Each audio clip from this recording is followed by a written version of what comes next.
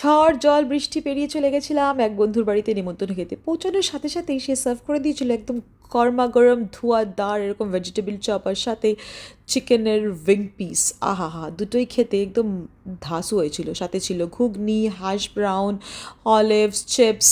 এই দেখতেই পাচ্ছ রাউন্ড টেবিলে সবাই মিলে গল্প করতে করতে কীরকম খাওয়া হচ্ছে। এটা হচ্ছে স্টার্টার খাওয়ার পরের আড্ডা। আর বাচ্চাগুলোও নিজেদের মতন মেতে গেছিলো।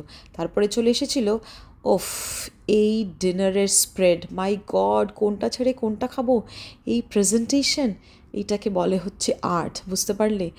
এই হচ্ছে সেই আর্ট। আর এই যে আমাদের সেই আর্টিস্ট যে আর্টটা করেছে। আমি চটপট নিজের থালাটাকে গুছিয়ে নিলাম, একটা মাছের বড় পিস নিয়ে, ব্যাস আমার থালা সেট। এবার সবাই মিলে আড্ডা মারতে মারতে খাওয়াটা শুরু হলো। স্টার্ট করার আগে ডালের বাটিটা আগে সরিয়ে নিই। ভাবছি স্টার্ট করি মুড়িঘণ্ট দিয়ে। ওফ, কি বানিয়েছিল মুড়িঘণ্টটা! শুধু মুড়িঘণ্ট কেন, প্রত্যেকটা ডিশই ভীষণ ভালো বানিয়েছিল। মুড়িঘণ্ট কেউ কেউ ভাত দিয়ে মেখে খায়, কেউ কেউ আবার শুধু খেতে ভালোবাসে। আমি আবার একটু ভাত দিয়ে মেখে খেতেই ভালোবাসি। আহা, যা খেতে না মুড়িঘণ্টটা! এবার নিয়ে নিলাম ডাল। ডালটা একটু বেশি নিয়েছিলাম বলে একটু চুমুক দিয়ে নিলাম।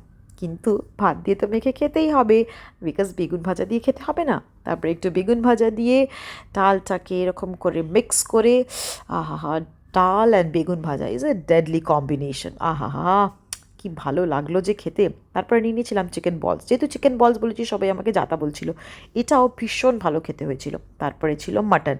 মাটনের ফেভারিট পিস নিয়ে নিয়েছি। এই মাটনের নাল্লি পিস আমার ভীষণ ভীষণ প্রিয়। আমার অন্য কোনো পিসের প্রতি এত ভালোবাসা নেই।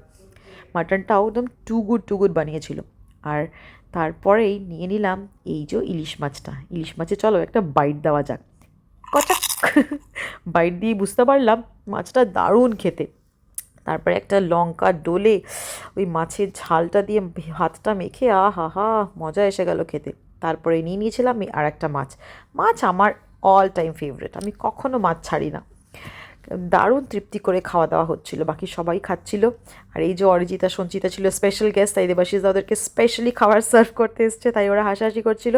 আর এই পুষ্পক, ও নাকি সেলিব্রিটি, ওর নাকি ভিডিও নেওয়াই যাবে না। যাই হোক, দিনটা দারুণ কাটলো। তাহলে দেখা হচ্ছে আবার পরের ব্লগে।